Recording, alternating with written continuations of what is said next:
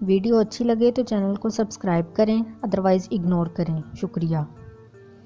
लड़कियां इतनी मासूम होती हैं, इतनी सी बात पर खुश हो जाती हैं। क्या चावल बने हैं, रोटियां नहीं पकानी पड़ेंगी।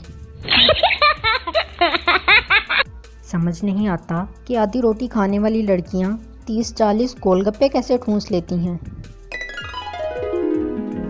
कुछ लड़कियां इतनी पतली होती हैं कि शनाख्ती कार्ड पे यूं लिखना पड़ता है, गर्दन के ऊपर मुंह का निशान।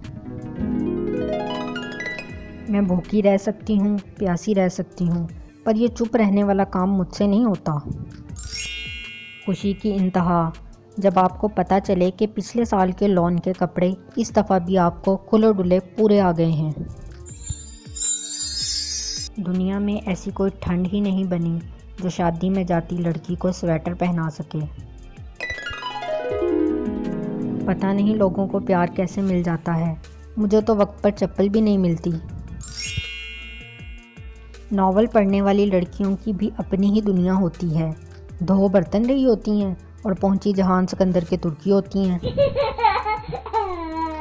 बस वो लड़का मिल जाए जो बिरयानी पका लेता हो, बाकी रायता तो मैं खुद बना लूँगी। पता है लड़कियां सबसे ज़्यादा कब सीरियस होती हैं?